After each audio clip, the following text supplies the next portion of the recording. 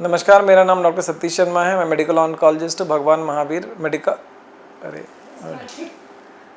बोल नमस्कार, मेरा नाम डॉक्टर सतीश शर्मा है। मैं कंसल्टेंट मेडिकल ऑन्कोलॉजिस्ट भगवान महावीर मणिपाल हॉस्पिटल रांची में कार्यरत हूँ। तो आइए जानते हैं कि कैंसर के बारे में और कैंसर का ट्रीटमेंट के बारे में। कैंसर के बारे में तो आपने बहुत सुना होगा, पर ट्रीटमेंट कैसे होता है। तो कैंसर अपने आप में एक डर पैदा करने वाला बीमारी है, और कैंसर के ट्रीटमेंट की बात करें तो वो उससे भी ज़्यादा लोगों को डर लगता है। तो कैंसर का ट्रीटमेंट कैसे होता है, तो इसको 3 तरीके से हम कर सकते हैं: कीमोथेरेपी, टारगेट थेरेपी या इम्यूनोथेरेपी। तो आइए जो मोस्ट कॉमनली यूज़ होता है कीमोथेरेपी के बारे में बात करते हैं। तो कीमोथेरेपी किस तरह से करते हैं? कीमोथेरेपी हम नस के थ्रू चढ़ाते हैं। और कीमोथेरेपी कैसे काम करता है? नस के थ्रू चढ़ता है और ये इंजेक्शन के फॉर्म में होता है। तो पेशेंट हमारे पास आता है, हम एडमिट करते हैं, डे केयर होता है। अगर पेशेंट 9 बजे आता है तो 5 बजे घर चला जाता है। तो अगर 70 to 80% अगर हम कीमोथेरेपी की बात करें तो वो डे केयर प्रोसीजर होती है। और हम लोग पेशेंट को एडमिट करते हैं, और ये नस के थ्रू जैसे सलाइन चढ़ता है, वो सलाइन में ही बहुत बार या ग्लूकोज में ही डाल के वो कीमोथेरेपी चढ़ता है। उसके लिए कोई अलग से, बहुत बार मैंने देखी है इंक्वायरी होते हुए, कोई अलग से मशीन होगी, कोई अलग से पद्धति है, नहीं, बिल्कुल ऐसा नहीं होता है। जैसे ही ये सलाइन चढ़ता है वैसे उसी में हम कीमोथेरेपी की दवाई मिला के उसको चढ़ाते हैं। लेकिन कीमोथेरेपी के अपने साइड इफ़ेक्ट्स हैं। साइड इफ़ेक्ट्स में क्या होता है, जैसे आपने सुना भी होगा और देखा भी होगा, बाल झड़ना सबसे कॉमन, उल्टी होना, उल्टी जैसा लगना, खाने का मर जाना। और बहुत बार देखा गया है कि कीमोथेरेपी लेने के बाद भी पेशेंट की बीमारी बढ़ जाए। जितना रिस्पांस हम देखने को हम सोचते हैं उसके हिसाब से रिस्पांस नहीं मिल पाता है।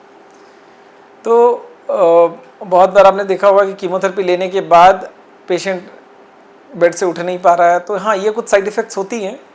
पर अगर अभी भी माने तो कीमोथेरेपी बहुत सारे कैंसर में फर्स्ट लाइन ऑफ ट्रीटमेंट यही होती है। लेकिन अब बात करते हैं, जैसे मैंने बोला, टारगेट और इम्यूनोथेरेपी की। तो ये 2 अलग तरह की थेरेपी है। अब टारगेट थेरेपी क्या है और ये कैसे आई? तो बहुत बार आपने टेस्ट देखा होगा कि कोई टेस्ट है, एनजीएस टेस्ट है, जो आदमी सिगरेट नहीं पी रहा है और ड्रिंक्स नहीं कर रहा, किसी तरह का रिस्क फैक्टर नहीं है, किसी तरह का ऐसा बिहेवियर नहीं है कि उसको कैंसर हो, पर मान लीजिए उसको भी कैंसर हो जाता है। तो हम लोग बहुत बार उसका जेनेटिक टेस्टिंग भेजते हैं, और उसमें हमें पता लगता है किस म्यूटेशन के चलते इसको कैंसर हुआ है। और जैसे ही वो म्यूटेशन हमें एनजीएस टेस्ट से पता लगता है, तो हम फिर क्या करते हैं कि उसके हिसाब से उसको टैबलेट चालू करते हैं या टारगेट थेरेपी चालू करते हैं। तो उस म्यूटेशन को टारगेट करना ही एक तरह से टारगेट थेरेपी होता है। और बहुत बार आपने सुना होगा कि उनको कैंसर हो गया है, पर वो उनको कीमो नहीं चल रहा, उनको इंजेक्शन नहीं चल रहा, टैबलेट चल रहा है। तो बहुत सारे जो टारगेट थेरेपी होती है वो टैबलेट के फॉर्म में आती है। जैसे लंग कैंसर में आप सुनेंगे तो बहुत सारी टारगेट थेरेपी जो टैबलेट के फॉर्म में आती है। और लंग कैंसर बोल ले, ब्रेस्ट कैंसर बोल ले, है ना, या पेट के कैंसर के लिए बोल दे, कोलोन कैंसर के लिए बोल दे, तो बहुत जगह जो टारगेट थेरेपी होती है वो टैबलेट के फॉर्म में आती है। कुछ जो टारगेट थेरेपी होती है वो इसको भी कवर करती है कि कैंसर किस तरह से एग्रेसिवली बढ़ रहा है। तो उसको भी, अगर मान लीजिए कि नए ब्लड वेसल बना रहा है, नए अपनी कोशिकाएं बना रहा है, तो उसको ये रोकती है टारगेट थेरेपी। एक दूसरे तरह की टारगेट थेरेपी होती है जो इंजेक्शन के फॉर्म में जो होती है, जो ब्लड वेसल का बनने से रोकती है, जो कैंसर की सप्लाई चेन को काट देती है, तो वो उसको टारगेट करती है। और एक टारगेट थेरेपी मैंने बताया कि म्यूटेशन जब होता है, जब हम जेनेटिक टेस्ट करते हैं उसमें म्यूटेशन आ जाता है, तो हम उसको टारगेट करते हैं टैबलेट के फॉर्म से। तो ये तो हो गई टारगेट थेरेपी। अब इसके फ़ायदे क्या हैं? तो जैसे मैंने कीमोथेरेपी के आपके नुकसान बताए थे कि वॉमिटिंग होता है, नोजिया जैसा लगता है, उल्टी जैसा लगता है, खाना नहीं खाने का मन करता है, वीकनेस लगता है। टारगेट थेरेपी टैबलेट के फॉर्म में आती है, तो इस तरह की इसमें कोई साइड इफ़ेक्ट्स होती नहीं है। इसमें भी हमें कार्डियक मॉनिटरिंग करने की ज़रूरत है, और इसके जो रिस्पॉन्स रेट्स है जब देखे गए हैं वो कीमोथेरेपी से बेहतर हैं, और साइड इफ़ेक्ट्स नहीं हैं जो नॉर्मल हम कीमोथेरेपी के साथ देखते हैं। अब चलिए बात करें इम्यूनोथेरेपी की। तो ये आपने सुना होगा कि नई तरह की दवाई आई है जिससे कैंसर पूरी तरह से ख़त्म हो जाता है। तो यहाँ पे बात आएगी इम्यूनोथेरेपी की। तो इम्यूनोथेरेपी क्या करते हैं, कैसे देते हैं इसको? तो कीमो हम कैसे करते हैं? नस के थ्रू चढ़ाते हैं, सुबह एडमिट करते हैं, शाम को छुट्टी कर देते हैं। तो ये जो अमूमन जो कीमोथेरेपी का जो टाइम होता है 6 से 7 घंटे हमें लगता है। बट इम्यूनोथेरेपी की बात करें तो ये भी हम एडमिट करके देते हैं और नस में चढ़ाते हैं, पर इसका जो टाइम ड्यूरेशन होता है 60 मिनट होता है। तो पेशेंट आता है 60 मिनट से 120 मिनट में कीमो इम्यूनोथेरेपी चढ़ा के चला जाता है।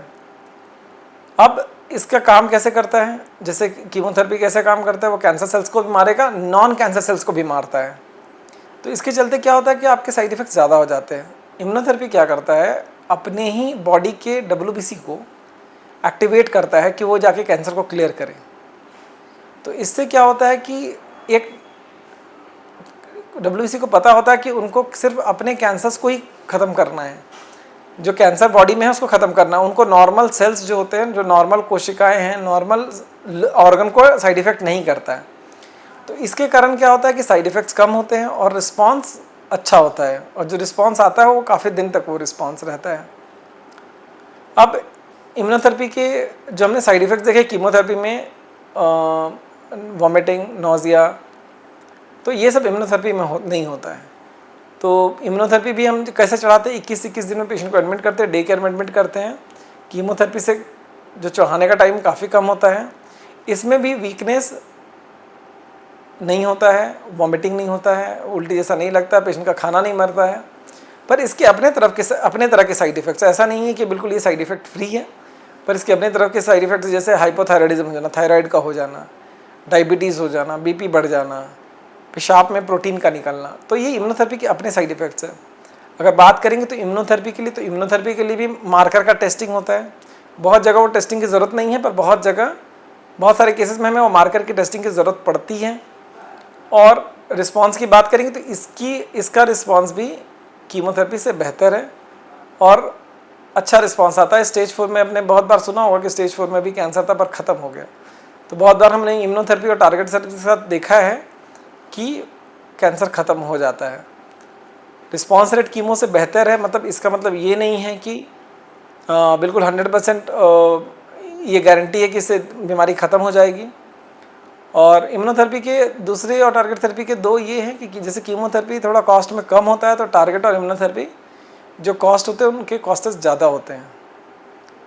तो अभी फ़िलहाल के लिए इतना ही, और जुड़े रहें हमसे फर्दर अपडेट्स के लिए।